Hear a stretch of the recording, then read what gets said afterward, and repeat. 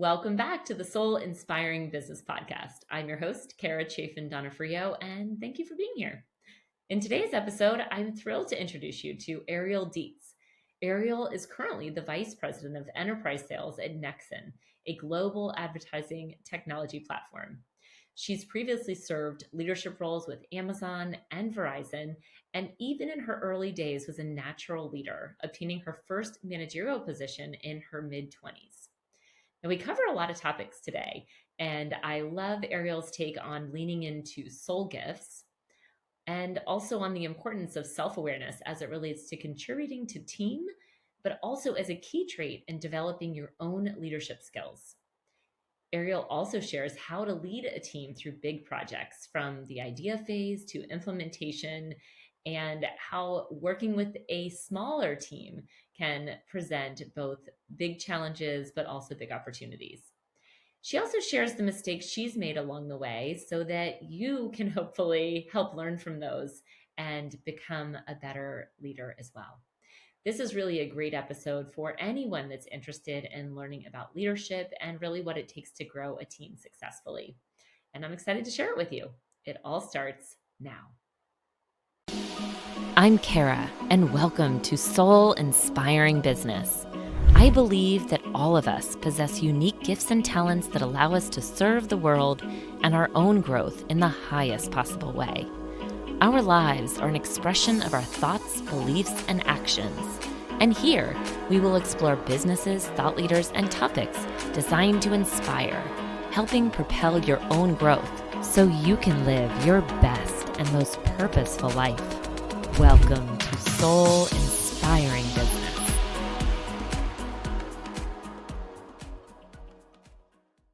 Welcome back to the Soul Inspiring Business Podcast. Today, I'm joined by a friend of mine, Ariel Deitz. I am thrilled to have you on the show. Welcome, Ariel. Thank you so much. Thanks, Kara, for having me. Yeah, and just to give our listeners a little bit of background, so Ariel and I, you've just heard her impressive resume. And Ariel and I actually have known each other. We met at a Christmas party, right? Many years ago. She attended my 30th birthday party. And then I don't think we talked for like another 10 years. Like it's been a while. But we've reconnected. Our kids are in sports together. And quite frankly, the reason that I wanted you really to join me on the show and for our listeners to get to know you is because you have an impressive background. You are leading team, and I love featuring people in leadership roles. On this podcast, a lot of times we'll focus on entrepreneurs or, the entrepreneurial journey, but I think there's a lot of power in it. Doesn't have to be that way. You can lean into your gifts. You can find soul purpose in the corporate setting too. And, it's about, paving your own way, whatever that looks like. And so I thought we'd start by getting to know a little bit about more of your journey to where you are now. So can you talk us through how did you find yourself in this role? Is this what you thought you wanted to be when you were a little girl, or how did this unfold? Oh, yeah, absolutely. Ad tech sales is absolutely something that I know my 10-year-old is aspiring to.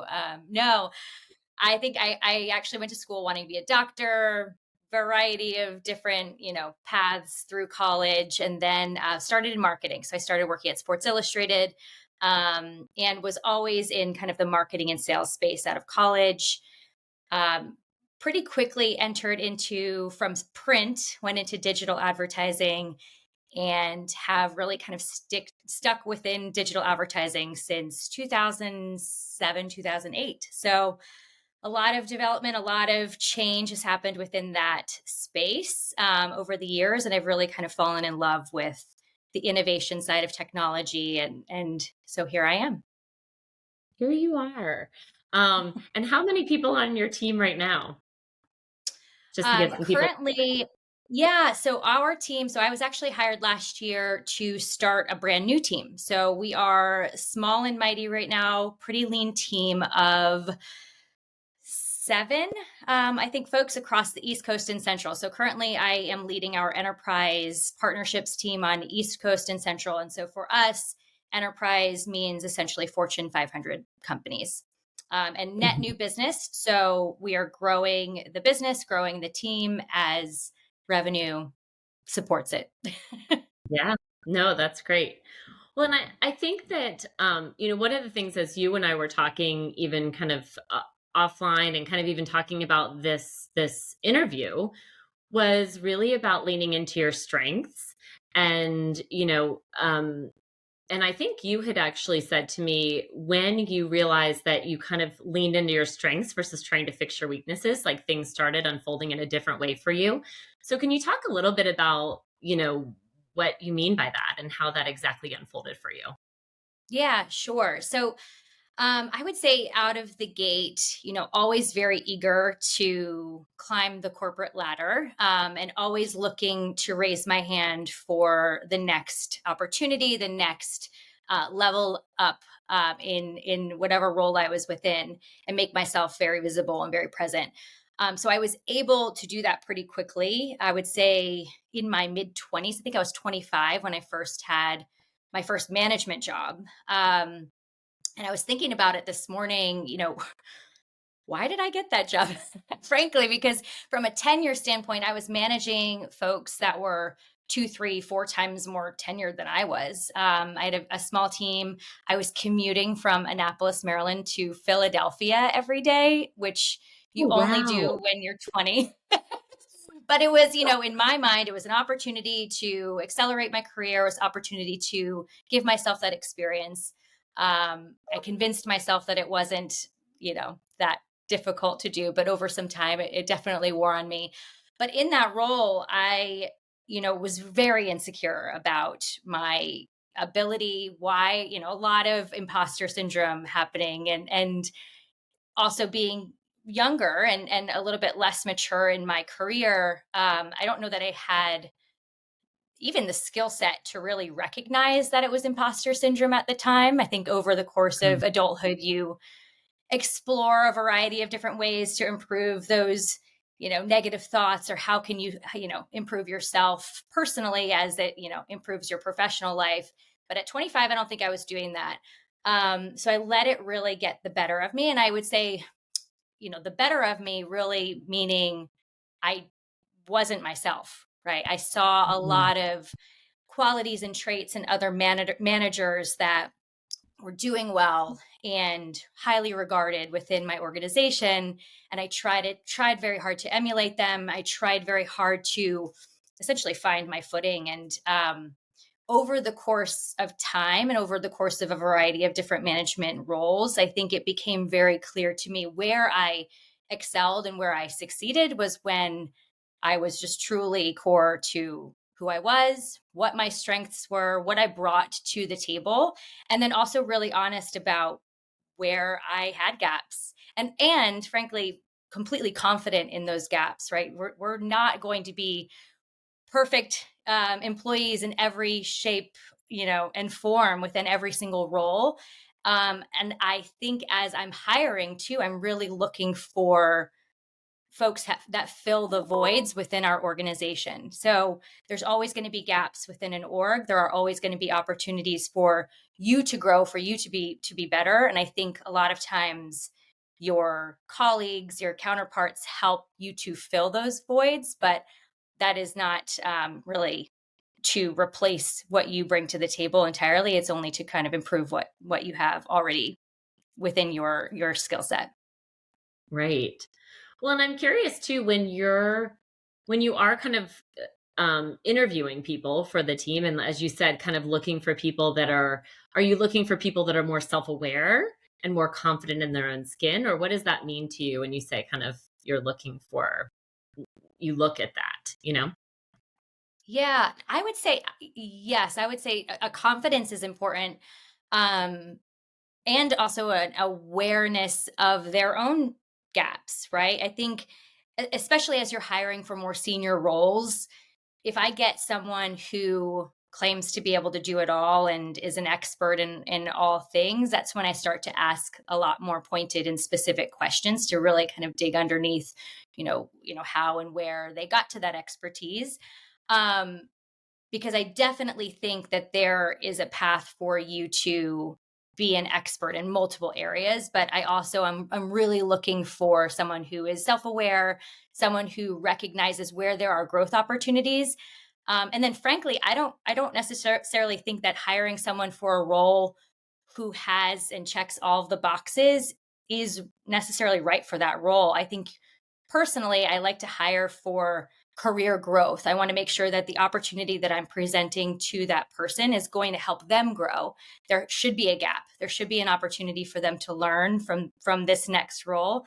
I think I've actually written my scorecard reviews for my interviews, and in them I've said, my biggest concern is that this seems like a lot of what they've already been doing.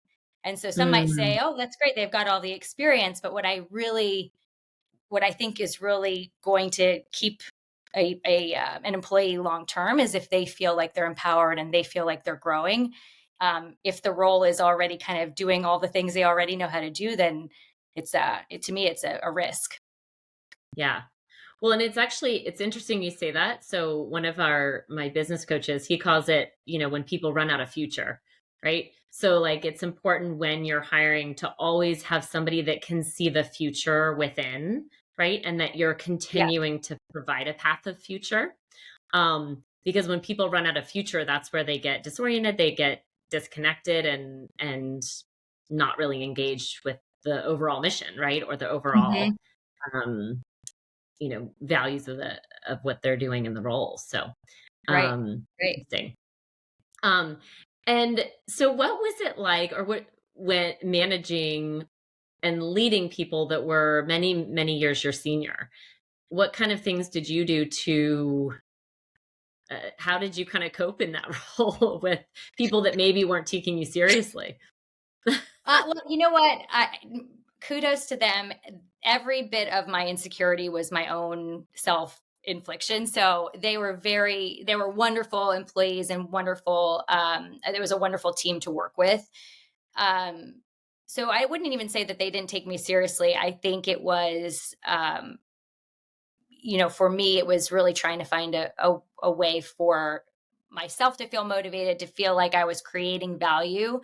And like I said, I think I was blinded by all of the, um, you know, insecurities that I couldn't get out of my own way and find the value that I really could have brought to the table. The reason why I was placed in that role in the first place. There was confidence, obviously, in the executive leadership team to give me that opportunity. So I think in retrospect, I wish that I had spent more time with my hiring manager, my direct manager, to develop what those traits were, right? To understand what they saw in me. Frankly, at this point in my juncture, I maybe not so directly, but I would have no problem saying, like, where do you see my strengths, and where do you see the opportunities for me to improve? At 25, I would have felt so uncomfortable going to my manager to say, what am I good at? Because in my mind, I should know, right? I should know everything, and I think it was just a very skewed perspective. But so that's one I would say, from leading a team that was more senior than I. Um, different then than it would be now. Now it's back to, again, where do they excel, and where can I learn from them? I think at the end of the day, everyone should be treated as a leader, and a role is just a title. I think there are opportunities for folks to pave the way for themselves and to create that voice. I think to that end too, as you grow in leadership, there should be no ego, right? Like you should Mm, be, as a leader, your job is to elevate the rest of your team. um and so back in my 20s, perhaps I was the one trying to be the loudest. Now it's really a lot more of providing that platform for the folks who want to be loud, to enable them to be loud and visible. And then really navigating those who perhaps don't necessarily want to be the loudest or the most visible in the room, but there's always a path, or career progression that you have to kind of uncover for them. mhm. Well, and I think what really stands out so much to me when you're talking is that inherent in you from a very young age and even in the role now is really the growth mindset. Like always kind of being open to how can I grow? How can I get better? How can I sharpen my own skill sets? And as I grow, I can like carry people with me and allow them to grow into their best versions. So, it's kind of a more expansive way of seeing the world and a mindset or an energy that kind of you carry with you that then translates into other people wanting to be part of that growth too and giving them Yeah. space to um, grow into their gifts, Right. and Right. giving them a space to talk about what things they want to work on in a safe place and safe environment where they know you want the best for them. Yes, absolutely. And I think, as I've grown, as my teams have grown, and as my teams have grown in seniority as well, um, I think the team I'm on right now, especially, I feel so much like we are all navigating the biggest ship that we've ever navigated, and we're doing it together. I mean, working to create a camaraderie or a new team, so it's still fresh. Um, but I think ultimately enabling them that space to do what they do very well, is how the business is going to succeed, right? Give them that space. My job right now is to enable that space, right? Block and tackle, create, as few friction points within the business as possible, understand what their needs are, hear them, listen intently, and then, ultimately create that team environment. Yeah. Well, and I'm curious, have you ever read the book The Dream Manager? I have not. Should I? Oh, okay, I have a copy. I'll give it to you. Okay. It's a really good book, and actually, a lot of what you're talking about is in there. It talks about kind of tapping into and understanding the dreams and the visions and the longer term things of what the people that you support want to do, and then kind of being their advocate along, that journey. So it's just Mhm. a really good book, and I think you would love it, and any of our Thanks. listeners Yeah, that I'll have are to take leading the team. a look. Yeah. Um, but what does that actually look like? I'm curious. Like how do you give people space while also making sure that, not that it's like you don't want to micromanage, but you also have to oversee in a way that, so what does that exactly practically look like? And how do Mhm. you really build a team from scratch? I'm curious, Oh what gosh. that has been like for you. um, I'll answer the second question first, if that's okay. I would say, look, so in the scenarios where I've built something from nothing, um, first and foremost, and more practically, you have to have the support of the leadership above you in order to support your vision for what you're building, and the runway for which you've built out that business plan, and very practically, right? So in those scenarios, I've always had very supportive leadership teams that take my business plan and say, yes, we support you, go. That needs to happen. Mhm. um Second, with that, you have to be passionate about the vision of where you're taking the team. So before you build anything, my opinion, know where you're going, of course, but that sounds very, very simple. I do also think that beyond just knowing where you're going, you have to believe in your heart that this is going to either be life changing, or, like, when I talk about passion, I get very, like I said, life changing. That's a very big statement to make, right? Every time I've built something, I wholeheartedly feel like we're building something great. We are building something tremendous. And that passion and that energy is going to bring your team along with you. So I think it's really Mm. important. Maybe you're not building something life changing. Maybe, it's not going to change the trajectory of everyone's careers, but hopefully it will. Hopefully, if nothing else, at the end of whatever it is that you're building for, everyone has gained a tremendous amount of knowledge. Everyone has grown a significant amount in their own careers because they've helped build something from the ground up with you. I think, that comes with building something kind of from scratch.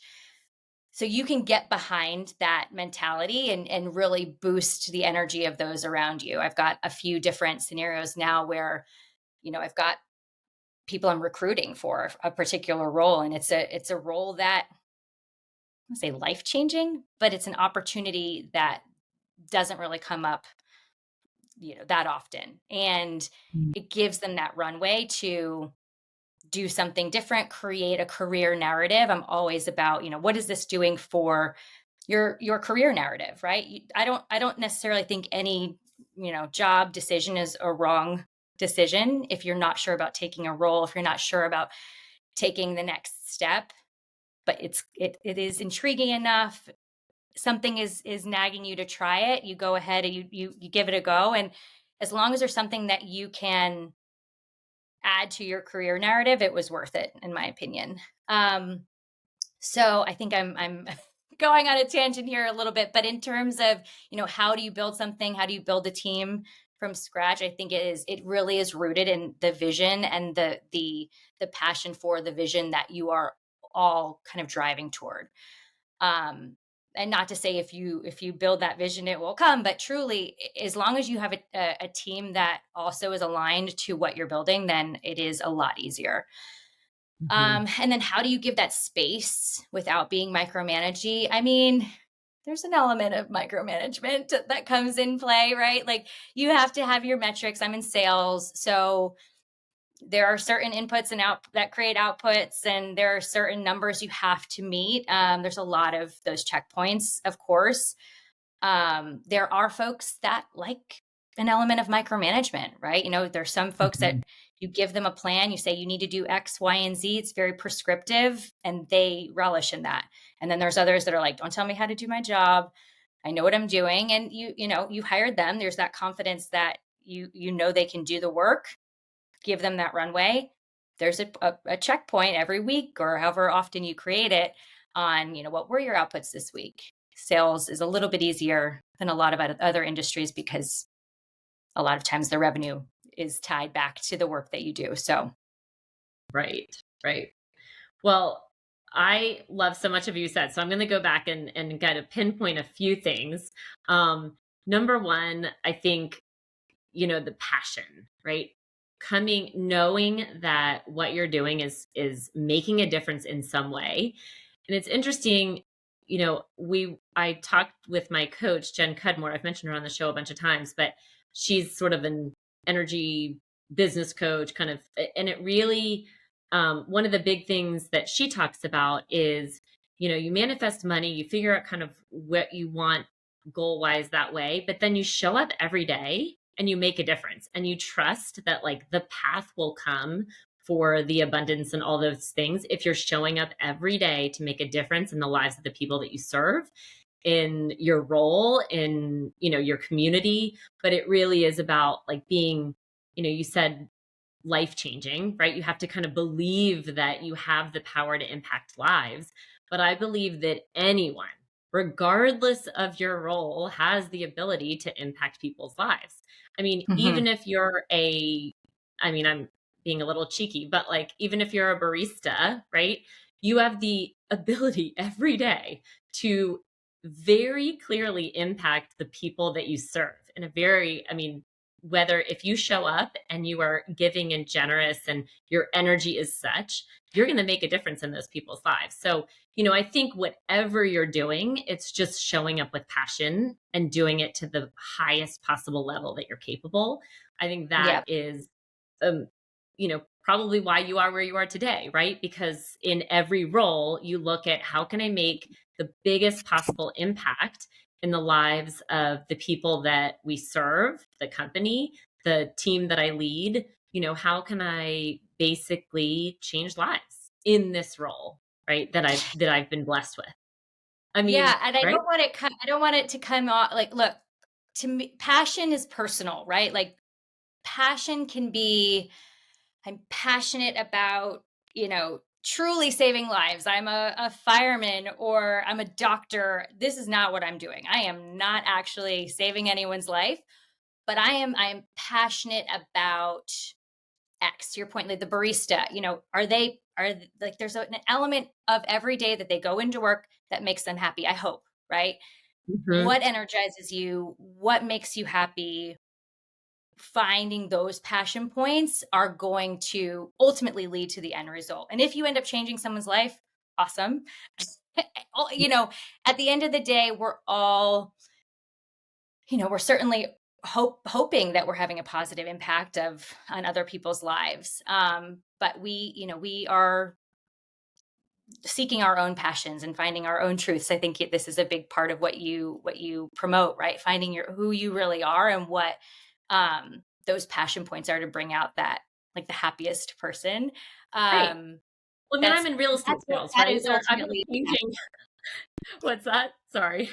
I was just going to say that is ultimately what creates your success, in my opinion, right? Mhm. You won't, and especially as a leader, someone who you know is in sales and has been in sales for a very long time. You're not going to be able to sell your product unless your client can sniff out whether or not you believe in it, right? So you certainly have to believe in it.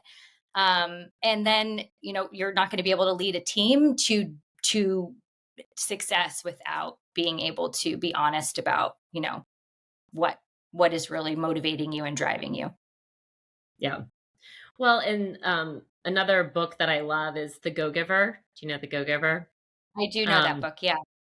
and so I think, is it the law of compensation? It talks about like the more people it's like the more people you serve or the more impact you make, right? The bigger the reward. So, I mean, it's not that you're doing it for that reason necessarily, but like just the more impact, the bigger the impact that you have in the world, there's also a law of compensation piece too that comes back to you. So, and I think that in all that you do, basically, just looking at it, like you do make a difference, and it's the passion and the energy that you bring to the Maybe I role, just need to right? come here to feel like I'm making a bigger difference.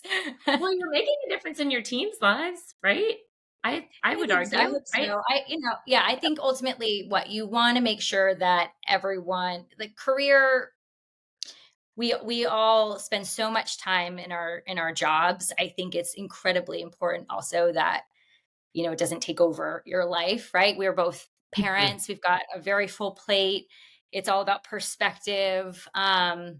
So yes, at the end of the day, I think we're all working to take care of our families and our personal lives, probably first and foremost, and at the same time we're fulfilling um a component of happiness for ourselves too, right? I talk a lot about with some of my friends about how you know there is, I feel, a little bit of a selfish element, but I certainly work to take care of my family, but I also really enjoy it, right?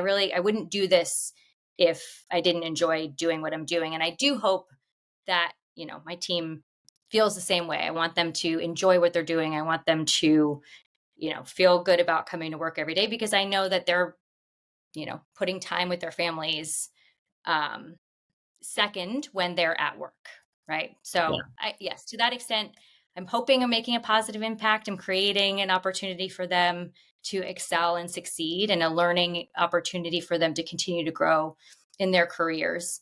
Um, but I think we all have to put it all into perspective. yeah, yeah.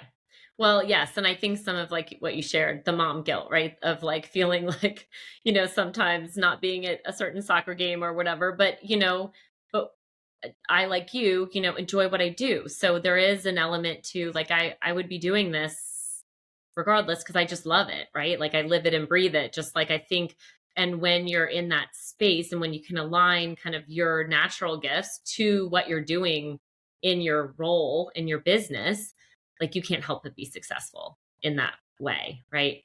Yep. I think so. And the other thing I actually wrote down that you said was about when you feel a pull towards something. So we sometimes talk on this show about intuition and your gut and how being led towards certain things sometimes. And I think that to your point, knowing when to say yes, knowing when to say yes to those and to kind of trust your intuition along the way that's kind of guiding you to the next right thing for you, and always kind of following, you know, having an understanding of what that feels like, and knowing how to follow it, And and I it don't think that may that's, be a failure sometimes, but the right. failure enables you to fail forward, right? Yeah. Yeah. No, I think, this is where mentors come in, and this is where your network of peers is critical, right? So especially as you grow in your career and the decisions become very, talk about life changing, right? They become more challenging. It's not as simple as, back to the barista example, it's not as simple as going from one coffee shop to the next. It's, maybe it's a complete pivot in your career path.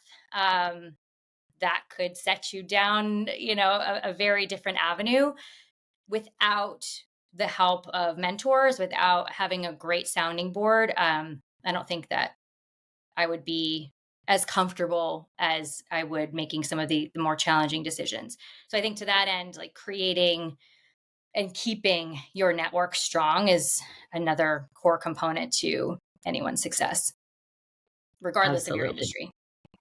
Yeah. No, absolutely. Um, and it was interesting.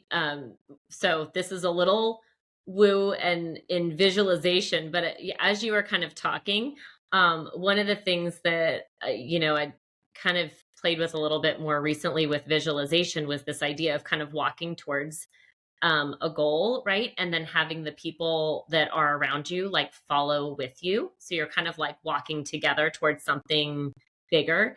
And I think that's something that, as you're talking and just, about what you're doing and building your team and all working towards a common goal, just I wrote that down because it kind of struck me that you're intuitively obviously doing that as well with them, right? Giving them the space to learn and grow, but all kind of really having this common path that you're walking towards, together, and all bringing your different strengths and talents and abilities in different capacities to get you to that destination, right? Yeah, that's the Which really goal. isn't the That's the destination; goal, it's just part of the next part of the path, right? right? But Totally. I know the journey, 2025 will be different. It'll be a yeah, different destination. But no, that's exactly right. That's is ultimately the goal. yeah. Well, and we're going to wrap up here in just a minute, but I wanted to ask you if is there any type of self-development practice? You talked about growing in your own self-awareness.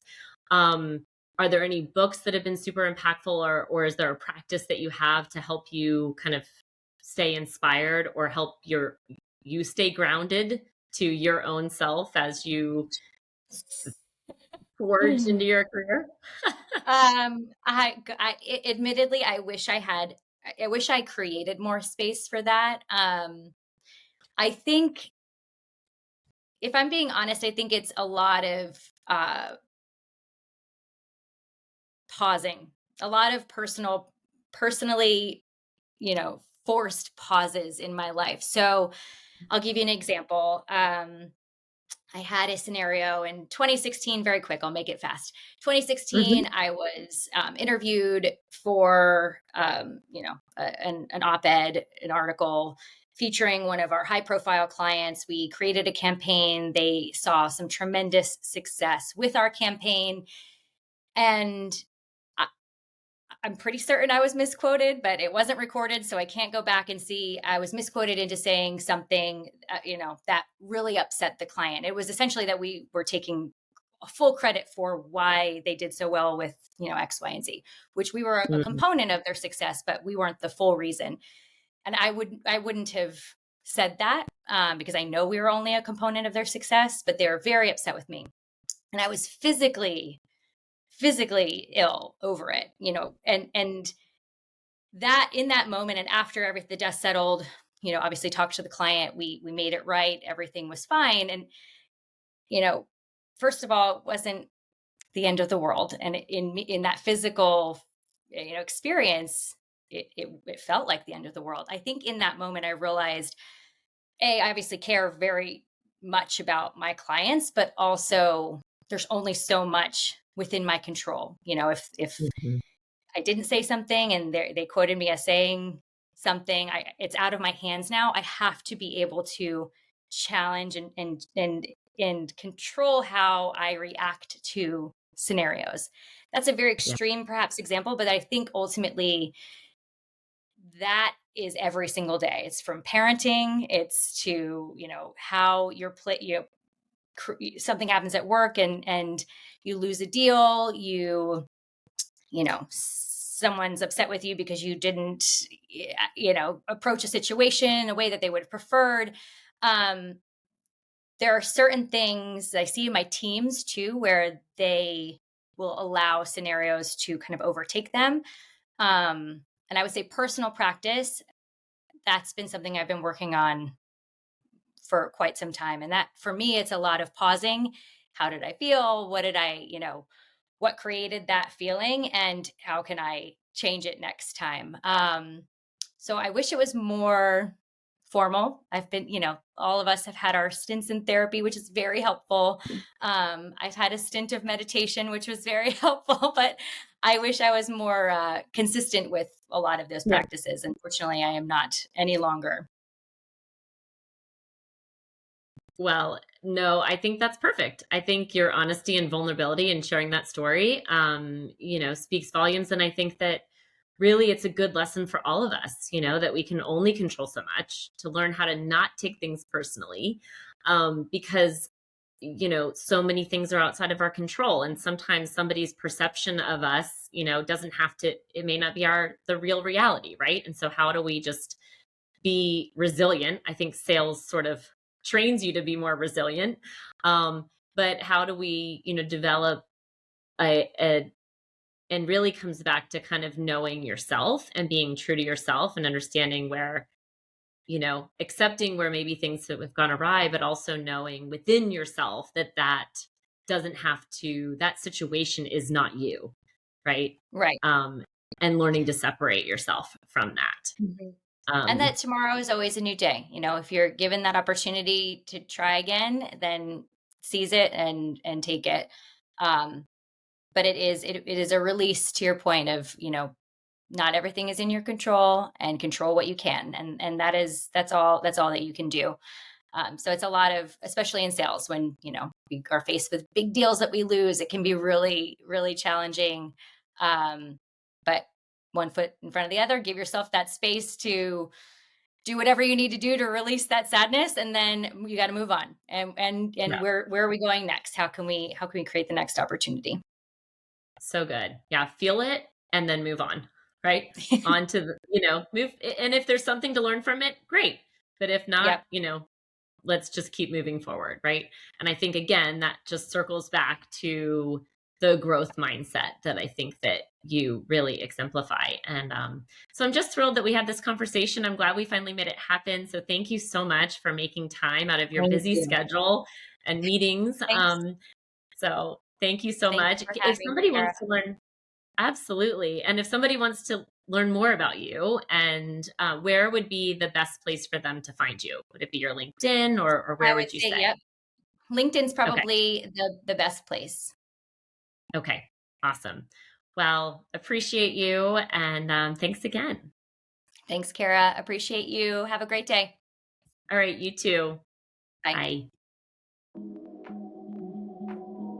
Loved being here with you today and would love to connect with you more over on Instagram. My handle is linked to the show notes, or you can just type in @Chaffin Donofrio. And I have something special for you as a free gift, my dynamic life journal. This special book has the power to really help you live a soul-inspired life. Go to freegiftfromkara.com. Easy to remember, freegiftfromkara.com. Until next time, beautiful people, sending all my love.